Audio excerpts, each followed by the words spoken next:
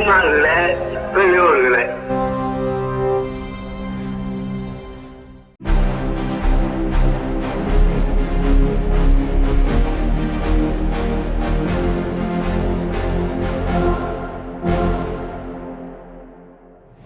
அனைவருக்கும் வணக்கம். ஜாதி ஒழிப்பு களத்தில் என்றும் முன்னின்று நடக்கும் உலகின் ஒரே பகுத்தறிவு நாளேடு விடுதலையில் வந்துள்ள இன்றைய செய்திகளை பார்க்கலாம். முதல் பக்கத்தில் தமிழர் தலைவர் ஆசிரியர் அவர்களின் அறிக்கை இடம்பெற்றுள்ளது. மாணவர்கள் போராட்டங்களை தடுக்க நடவடிக்கைகளை மேற்கொள்வதா என்ற கேள்வியையும், இதற்கான வேர் எங்கே இருக்கிறது என்ற கேள்வியையும் அவரது அறிக்கையில் எழுப்பியிருக்கிறார்கள். மாணவர்கள் தங்களது உரிமைகளுக்காகவும் ஜனநாயக உரிமைகளுக்காகவும் தொடர்ந்து போராடுவது என்பது நடைமுறையில் உள்ள ஒன்று.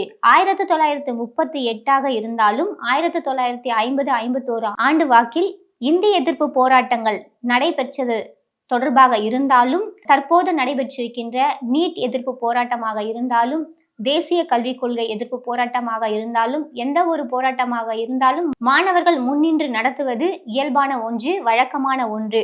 இந்த நிலையில் மாணவர்கள் போராட்டங்களை தடுக்க ஒருங்கிணைந்த நடவடிக்கை அறிவுறுத்தி இருப்பது இதுவரை தமிழ்நாட்டில் நடைபெறாத ஒன்று.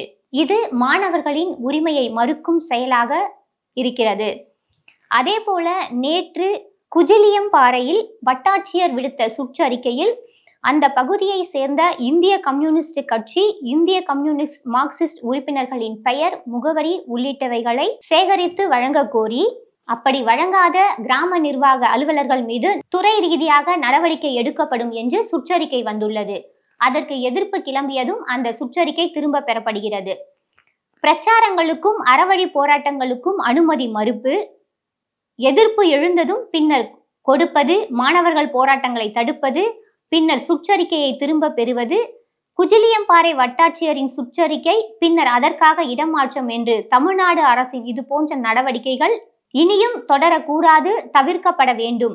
அதே நேரத்தில் உரிமைகளுக்காக போராடுவோரை கண்காணிக்கவும், மாணவர் போராட்டங்களை தடுக்கவும் வெளிவரும் ஆணைகள், சுற்றறிக்கைகளின் வேர் எங்கே இருக்கிறது என்பதை இந்த அரசு கண்காணித்து கண்டுபிடிக்க வேண்டும், தெளிவுபடுத்த வேண்டும்.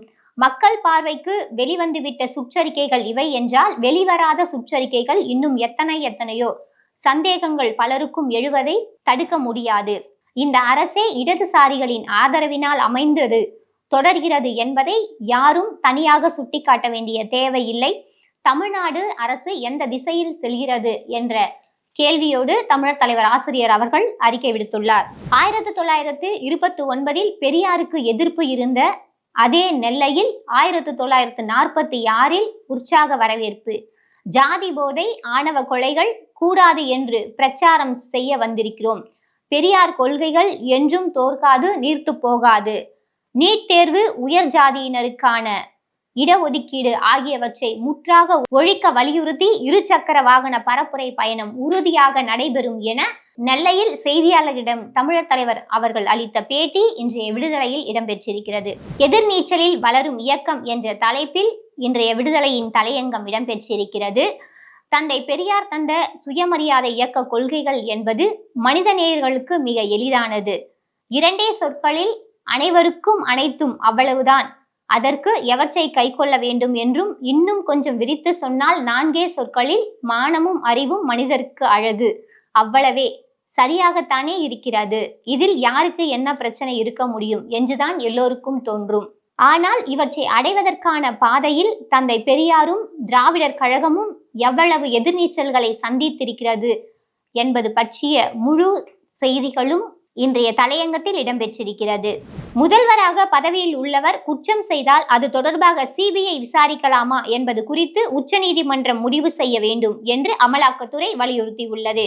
விழுப்புரத்தில் கோவில் பூசாரி தாக்கப்பட்டதை கண்டித்து பக்தர்கள் நேற்று மறியலில் ஈடுபட்டனர். கோட்சே RSS தொண்டர்தான், நீதிமன்றத்தில் வாக்குமூலம் கொடுத்த சாவர்கரின் பேரன். இது தொடர்பாக மகாராட்டிர காங்கிரஸ் செய்தி தொடர்பாளர் சச்சின் சாவந்த் கூறுகையில், காந்தியார் படுகொலைக்கு பிறகு கோட்சேவுக்கும் தங்களுக்கும் எந்த தொடர்பும் இல்லை என்றே RSS கூறி வருகிறது. தற்போது சாவர்கரின் பேரன் கூறியுள்ள தகவலால் மக்களால் RSS பொய் கூறியதா என்ற கேள்வி எழுந்துள்ளது. இந்த அமைப்பு உடனடியாக அதற்கு பதிலளிக்க வேண்டும் என்றும் வலியுறுத்தியுள்ளார். கிறிஸ்தவ நிறுவனங்களை விட இந்து அமைப்புகளுக்கே வெளிநாட்டு நிதி அதிகம் வருகிறது என ஒன்றிய அமைச்சர் கிரண் ரிஜிஜு கூறியுள்ளார். எங்கள் மாநிலத்தின் விவகாரத்தில் தலையிடாதீர்கள். கர்நாடக முதலமைச்சர் டி.கே. சிவக்குமார் ஆத்திரமடைந்துள்ளார். கர்நாடகாவில் 3 தமிழர்கள் சுட்டுக் கொல்லப்பட்ட விவகாரத்தில் சிபிஐ விசாரணை நடத்த அனைத்து கட்சிகள் கோரிக்கை விடுத்துள்ளன. சட்டப்பேரவையில் காங்கிரஸ் உறுப்பினர்கள் காரசார விவாதம் நடைபெற்றது. ஆந்திர பிரதேச அமைச்சரவை உள்ளாட்சி தேர்தல்களில் பிற்படுத்தப்பட்டோருக்கு 34% இடஒதுக்கீடு வழங்க ஒப்புதல் அளித்துள்ளது. மேலும் 13 மாவட்ட பரிஷத்துகளை 28ஆக மறுசீரமைக்கவும் முடிவு செய்துள்ளது. சென்னை பெரியார் திடலில் கடந்த 40 ஆண்டுகளுக்கு மேலாக போட்டித் தேர்வுக்கான பயிற்சி சிறப்பாக செயல்பட்டு வரும் பெரியார் IAS அகாடமி 2026-2027 ஆண்டிற்கான புதிய பயிற்சி வகுப்புகள் தொடங்கப்படுவதை முன்னிட்டு குரூப் 2, குரூப் 2A உள்ளிட்ட போட்டித் தேர்வுகளுக்கு தயாராகும் மாணவர்களுக்காக 3 நாட்கள் இலவச சிறப்பு வழிகாட்டு கருத்தரங்கம் மற்றும் கலந்துரையாடல் நடைபெற இருக்கிறது. இந்த இலவச கருத்தரங்கம் 20/8/2026 வியாழக்கிழமை முதல் 22/8/2026 சனிக்கிழமை வரை காலை 10 மணி முதல் மதியம் 1 மணி வரை சென்னை வேப்பேரி பெரியார் திடலில் உள்ள பெரியார் IAS அகாடமியில் நடைபெறுகிறது. மாணவர்கள் இந்த வாய்ப்பை பயன்படுத்திக் கொள்ளவும். உயிருடன் இருக்கும் நிலையில் இறப்பு சான்று வழங்கிய வருவாய்த்துறையினர் மீது நடவடிக்கை எடுக்க கோரி மூதாட்டி ஒருவர் மதுரை மாவட்ட ஆட்சியரிடம் புகார் அளித்துள்ளார். கர்நாடகாவில் 3 தமிழர்களை அம்மாநில வனத்துறையினர் சுட்டுக் கொன்ற சம்பவம் தொடர்பாக தமிழ்நாடு அரசு சார்பில் அதிகாரப்பூர்வமாக எந்த கண்டனத்தையும் வெளியிடாமல் இருப்பது அதிர்ச்சி அளிக்கிறது என தமிழ்நாடு சட்டப்பேரவை எதிர்க்கட்சி தலைவர் உதயநிதி ஸ்டாலின் தெரிவித்துள்ளார். ஒகேனக்கல் காவிரி ஆற்றில் நீர்வரத்து வினாடிக்கு 14,000 கன அடியாக உயர்ந்து 12,000 கன அடியாக சரிந்துள்ளது. தேசிய மருத்துவ ஆணையம் மூலம் மருத்துவர்களுக்கு தனி அடையாள எண் வழங்குவதற்கான புதிய வரைவு விதிகள் வெளியிடப்பட்டுள்ளன. கோவை பெரியார் நூலகம் கட்டி முடிக்கப்பட்டும் திறக்கப்படாதது ஏன் என்று சட்டமன்றத்தில் நேற்று பொதுப்பணித்துறை நெடுஞ்சாலைத்துறை மீதான மானிய கோரிக்கை விவாதத்தில் திமுக சட்டமன்ற உறுப்பினர் மேனாள் அமைச்சர் ஏவா வேலு கேள்வி எழுப்பியுள்ளார். அரசு பெண் ஊழியர்களின் 3வது குழந்தைக்கும் இனி ஓராண்டு மகப்பேறு விடுப்பு அளிக்கப்படும் என்று சட்டப்பேரவையில் மனிதவள மேலாண்மை துறை அமைச்சர் சரத்குமார் அறிவித்துள்ளார். அரசு ஊழியர்களுக்கு டேப்ஸ் ஓய்வூதிய திட்டம் அமல்படுத்தப்படும் என்று சட்டப்பேரவையில் நிதி அமைச்சர் மரிய வில்சன் அறிவித்துள்ளார். நீண்ட காலமாக சிறையில் அடைக்கப்பட்டுள்ள பாகிஸ்தான் முன்னாள் பிரதமரும் PDI கட்சியின் தலைவருமான இம்ரான்கானின் உடல்நிலை தொடர்ந்து மோசமடைந்து வருவதை அடுத்து அவரை உடனடியாக மருத்துவமனைக்கு மாற்றுமாறு பாகிஸ்தான் உச்சநீதிமன்றம் நேற்று அந்நாட்டு அரசுக்கு அதிரடி உத்தரவிட்டுள்ளது.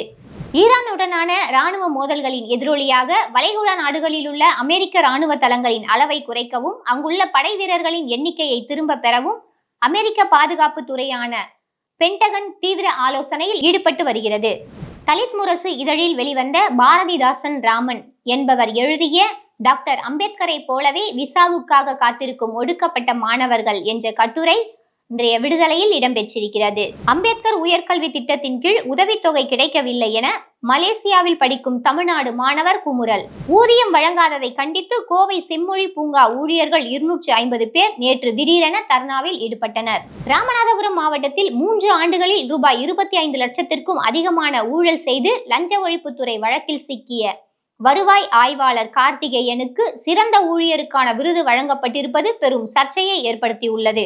கடலில்லா மதுரை கூடல் மாநகரில் கருப்பு சட்டை படையின் கருங்கடல் மாநாடு 1948 வரலாறு முனைவர் அதிரடி அன்பழகன் அவர்களின் கட்டுரையாக இன்றைய விடுதலையில் இடம்பெற்றிருக்கிறது. மேலும் இன்றைய விடுதலையில் தமிழர் தலைவர் ஆசிரியர் அவர்களின் வாழ்வியல் சிந்தனை பகுதியும் இளைஞர் அரங்கம் பகுதியும் இடம்பெற்றிருக்கிறது. மேலும் பல்வேறு வரலாற்று செய்திகளும் இடம்பெற்றுள்ளன. வாசகர்கள் அவற்றை படிக்கவும். நன்றி.